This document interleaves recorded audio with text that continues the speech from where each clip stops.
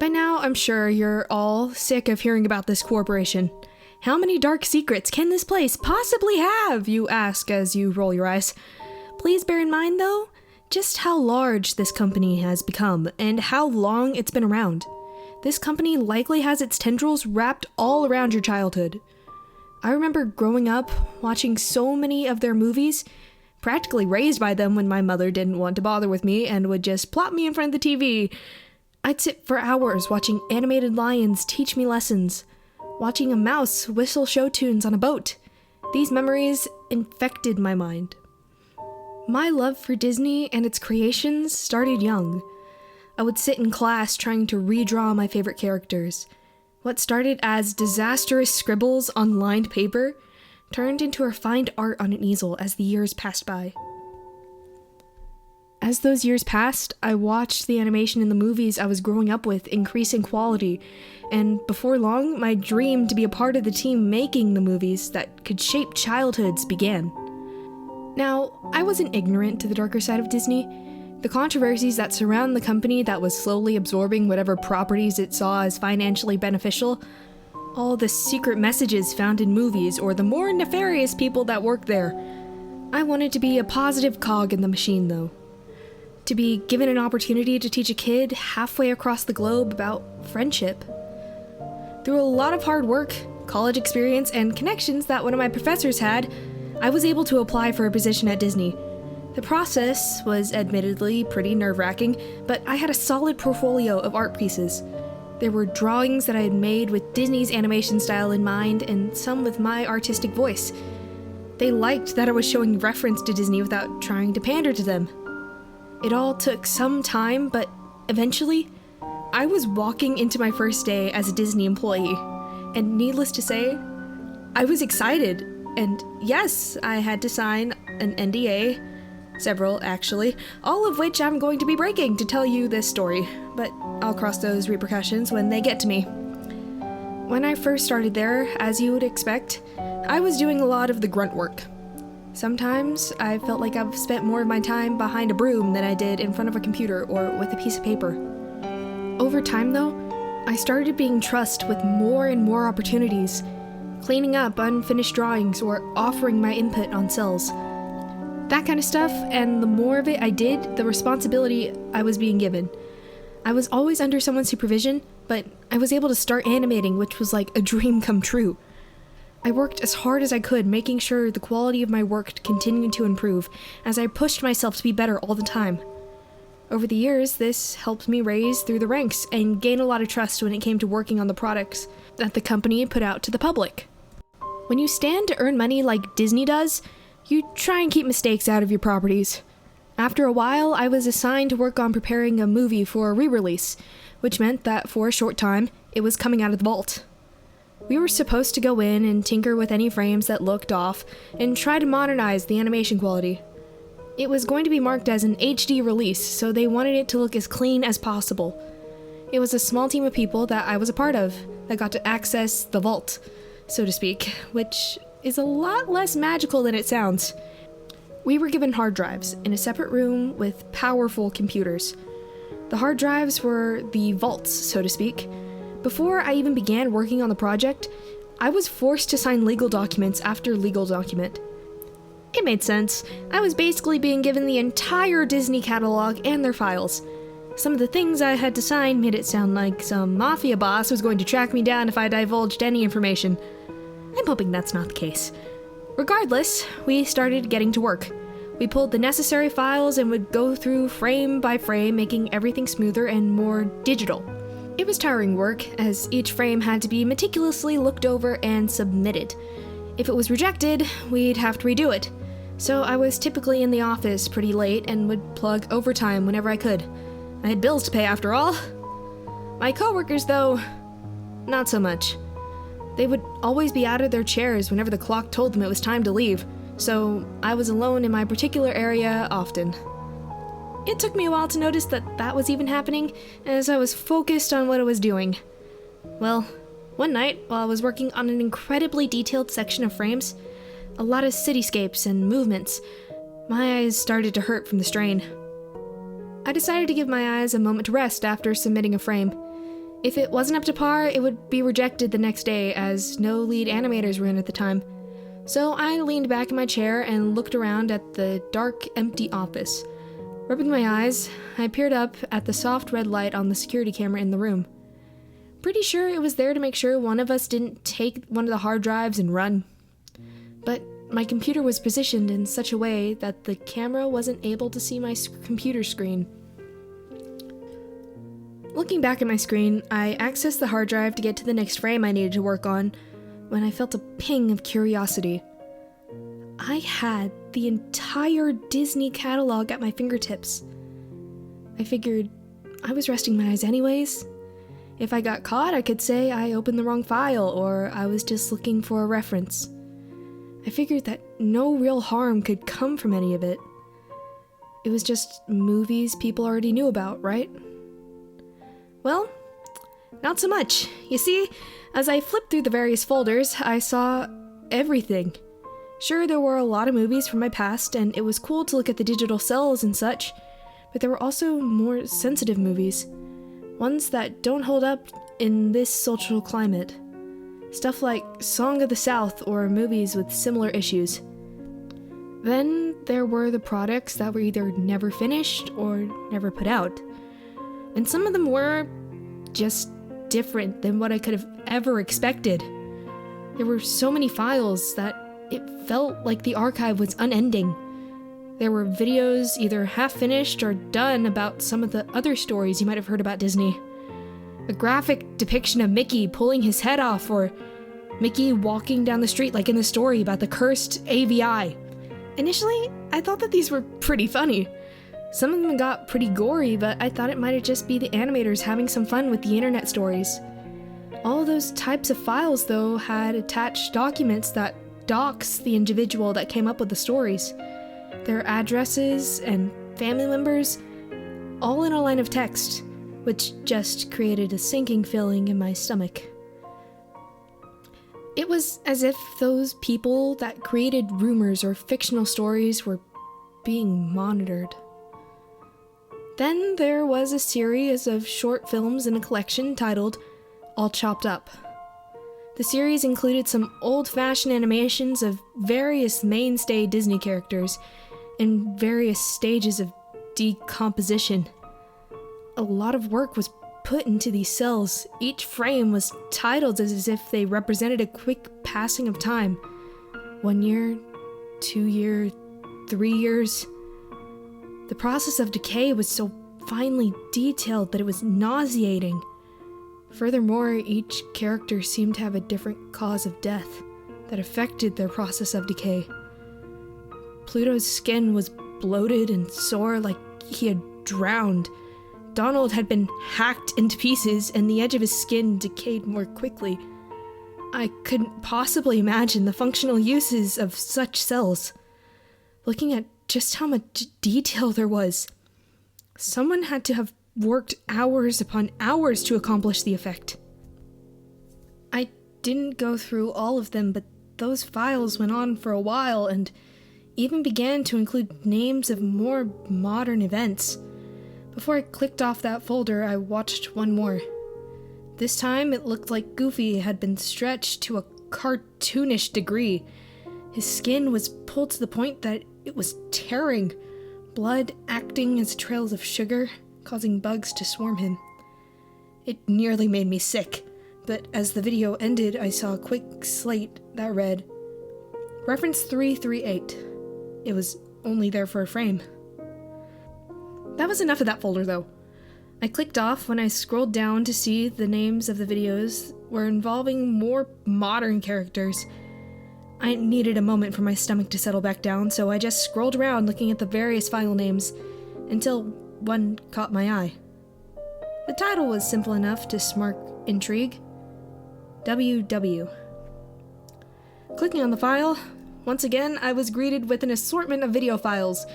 Each file was titled with the name of countries, military powers, and alliances. Clicking on these played movies with similar animation to the era of Cinderella.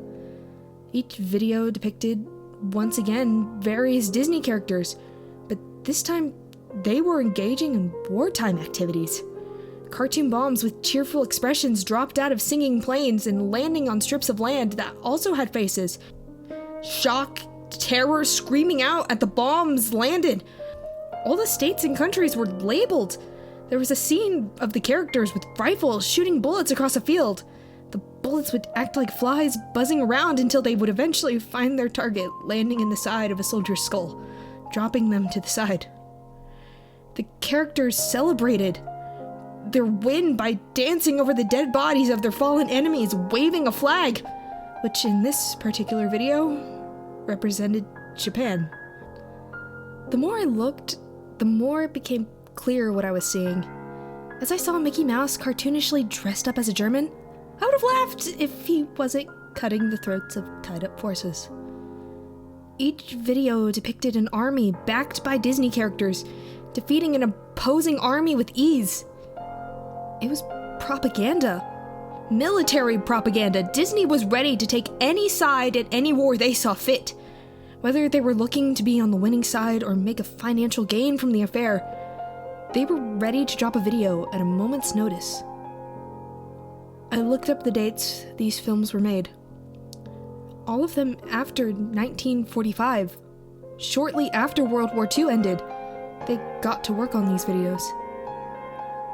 I had noticed that I was already looking at these files for far too long, and there were still so many to shift through, but I figured if I was sitting there for too long and hadn't submitted any frames, the higher-ups might get suspicious and shut me down. So I quickly switched over to work on the re-release stills.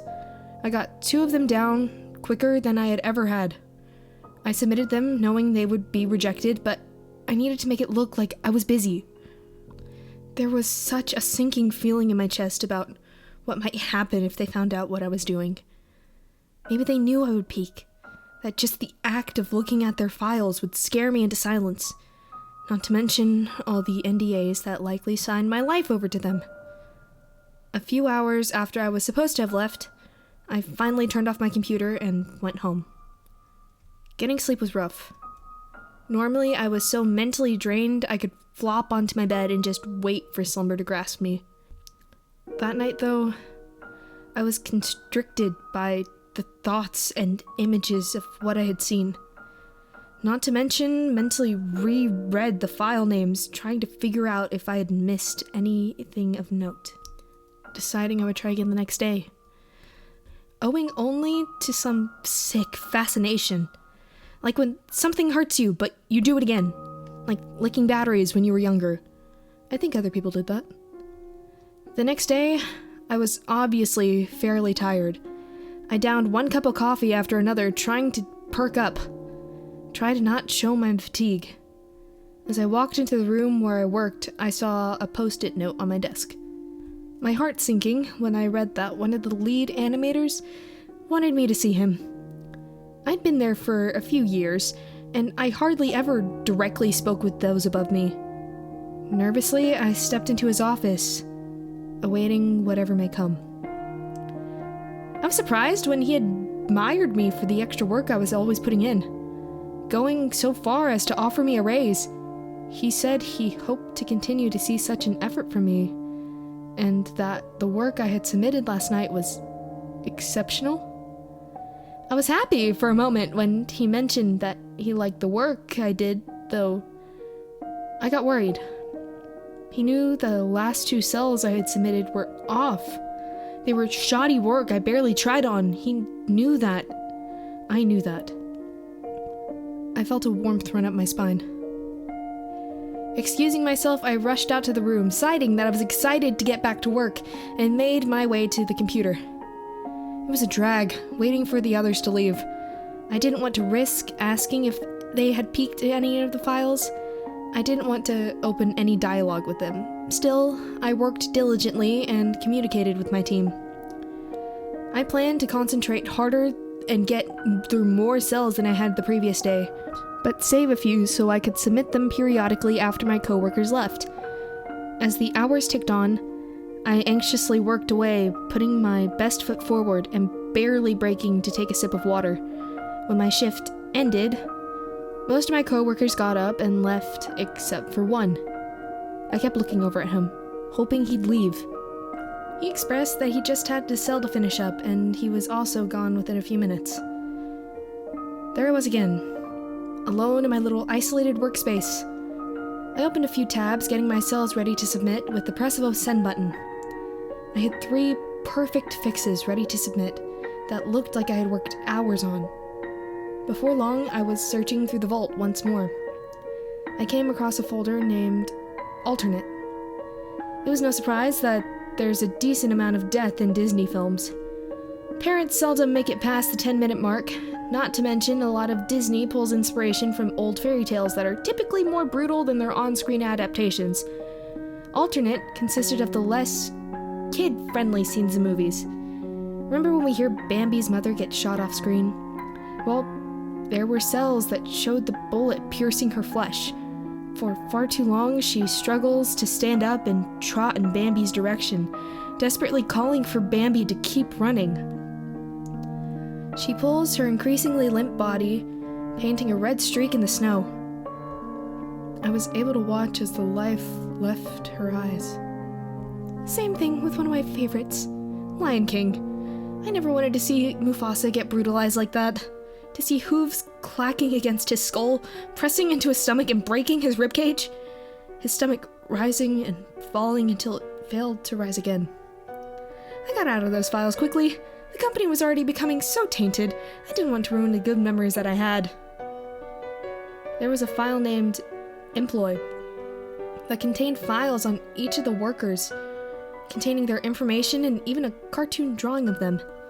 In any other scenario, he would be cute, but I had my doubts that anyone was aware of these files. The most alarming part was my little cartoon character, smiling and happy, was standing in front of an apartment building. Even though it was a cartoon, I recognized the building all too well.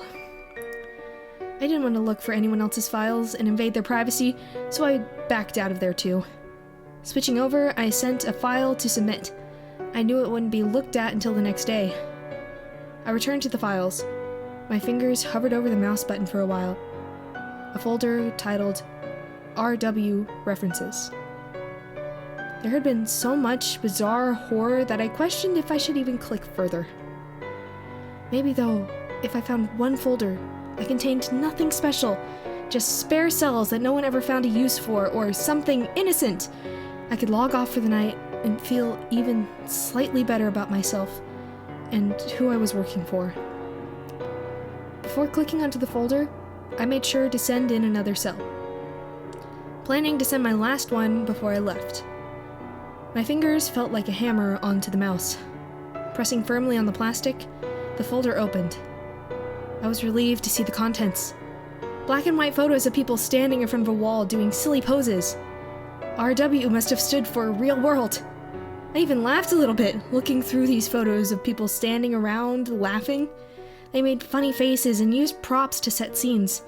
I figured that these were stills taken and used to assist animators to draw certain scenes and actions. I shuffled through the pictures, looking at each of them, washing away the previous oddities and horrors from my mind, until I noticed the file names. Reference 001/reference 002. I continued counting up in the structure. Moving my mouse up, I clicked on the search bar and typed a number in. I thought it was impossible. A long shot.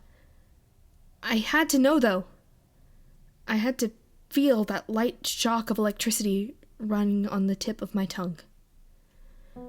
With reference 338 typed into the search bar, I pressed enter. Seconds later, the directory moved to the picture with the same name, and I clicked on it. I would have thrown my seat back or fallen out if I didn't feel the pressure of observation. Just as depicted with Goofy, a woman in this frame, she was lying on the ground with her legs sprawled out. There were hooks in her. Hooks that were pulling at the edges of her, stretching her skin out. Even though it was black and white, I could see the dark clouds of blood pouring out from the points of the puncture. She looked up at the ceiling, and I could see the same lifeless eyes I saw in Bambi's mother earlier. So empty. The blood that was spilling onto the floor had small white beads in it that I could only assume were maggots judging by what happened to Goofy. I should have stopped there, certainly, and I can't imagine for the life of me why I kept going, why I kept clicking on reference folders. It was so disturbing how many of them were happy and smiling people messing around, and suddenly a grisly scene would load up. One moment, some girl is dressed in a sailing attire, smoking a pipe, and the next, a body is pinned to the wall with dozens of screws, reaching towards the camera, clearly still alive. Dismemberment, torture, and so many other vile acts were found in those reference photos, and I had just about enough. I couldn't take the gore anymore. It all looked far too real. There was no way I was seeing props or mannequins. I could tell by the way that some of their mouths were open, screaming, begging for it to end. Those people had lost their lives for the references. So some animator could make a sick cartoon that no one would ever see, except for the people who had access to the vault. My decision to quit was made there and then. I didn't know how to get out of it, but I was resolved to have nothing to do with the company. You know that there are children in Disney films, right? Smaller bodies. God forbid a fully grown body could just scale down for a child's reference. No. They had to use children too. It's just horrible. I can't put it into words. I've tried to here, but I can't appropriately describe the sheer lifelessness this company has. I submitted my final frame, a princess, smiling at the camera. She looked so happy, but the vision is tainted for me. The happy smile has become sinister, something dark lurking behind every pearly white set they sell us. Then, as I was turning off my computer, I heard a notification. My submissions had been accepted. The email came with an attachment. A picture. Nervously, I opened it. It was a picture from the security camera in the room. Before it even had time to fully load, I was out of my seat and bolting from the room. How could I have been so stupid and careless? How did I not think of the window that was behind my workspace? The blinds were always drawn so no one could see in, and the camera was positioned so it would see the back of my computer, but I didn't once consider the reflection of my computer monitor on the window displaying what I was looking at. They could see me, and they wanted me to know what I saw. They saw every little file my prying eyes looked at. I left. It's been about a week now, and I haven't gone back or even gotten a phone call from anyone I worked with. I've just been sitting in my room, anxiously awaiting a fallout. I can only picture those files now. When I try to sleep, they swim to the surface. When I try to eat, they churn my stomach. I know how far-fetched this all sounds, but remember what Disney is. They're such a profoundly large company, making more money than I could fathom off of everything they touch. They create countless jobs and fund much more than we know about. The CEO could murder people in broad daylight and still have the funds to get away with it. There are so many people with so much power and money in that company. People disillusioned with the world around them, unfamiliar with the value of life and what it means to take on. The company, no doubt, does good. They teach positive lessons to children that need them and provide entertainment for all ages. I hope sincerely that the things I saw in those files never make it out of the Disney Vault.